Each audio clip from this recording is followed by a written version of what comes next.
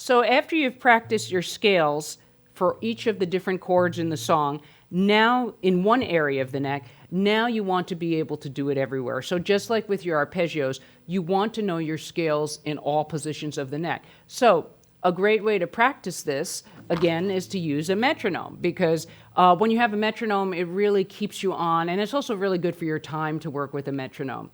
So I'm going to do it. I'm actually going to put it on. This is quarter note equals 40 beats per minute. So this is really slow. In fact, it's as slow as my metronome goes. But that's about where you should be practicing your scales. So basically, I've outlined, other than the blues scale, basically the other scales, which blues scales should be practiced, and the pentatonic should be practiced in all positions too. So for example, the B flat pentatonic, the B flat minor pentatonic, right? So you've got all the positions, but you should practice it slowly. Rotate your picking in your right hand.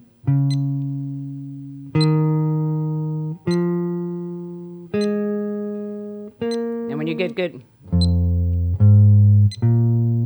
you can move on to eighth notes.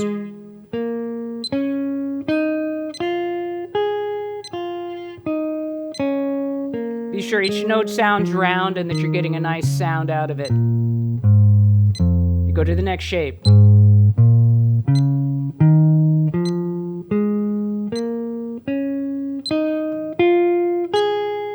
Next shape. And again, just a nice relaxed tempo is a great place to start. Next shape.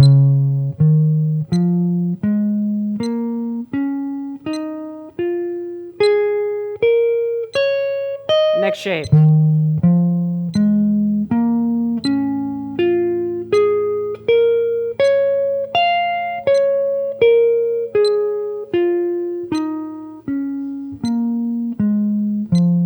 And then the next shape, which is the octave of the one on the first fret area. So you got.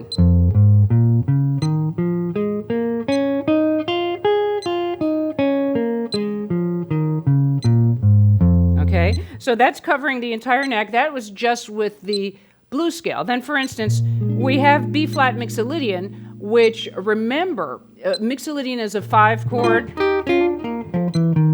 So as we talked about before, it's just a major scale with a flatted third from B flat. But if we take it from E flat, it's actually derivative. It's the 5th mode from E flat major. So with this nice slow tempo, now I play E flat major in each shape.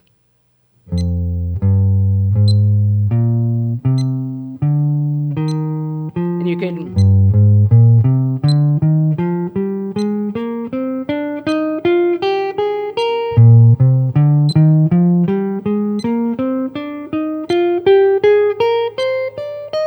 Next shape.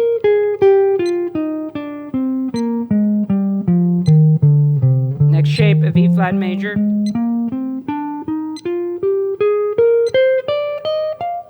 Okay, so then once you've done that, once you have begun to play all the way, each position for each of the scales on every area of the neck, of the fretboard, your next step is then to play through the positions and to play up and down the neck. So this would give you something like this. And again, start with quarter notes.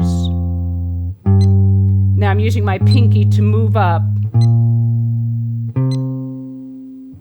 When you get better, you can eighth notes.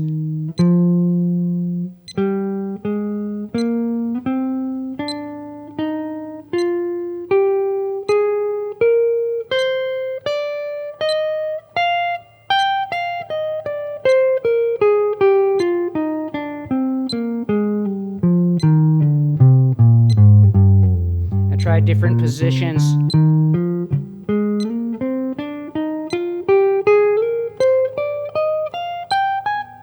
So you might have noticed at that one point that I slid up and just used my pinky to take me into a new shape. So you're going to use your pinky to move up the neck and your index finger to move down, and that's all there is, really.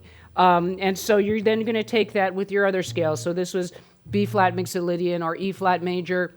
Then you have E flat mixolydian, which is A flat major scale. You're going to follow the same process, play it one position at a time, and then play it through the entire range of the guitar.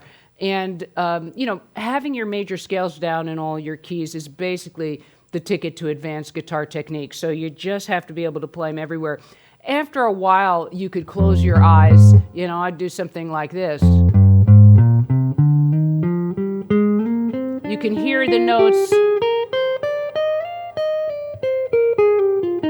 They're just a cycle of sounds. And I'm always going to be moving. If you hit a wrong note, you'll hear it. And just correct yourself. Whoops. And after a while, like I said, you're hearing a cluster of sounds that can work over many chords, not just root to root. There's E flat major. I can't think of a solo that I've ever heard where a jazz guitar player goes. But they might go.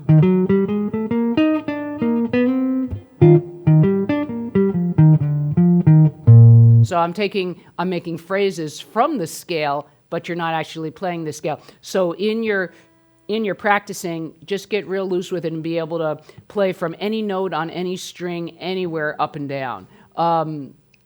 It's a great practice to play on just one string at a time.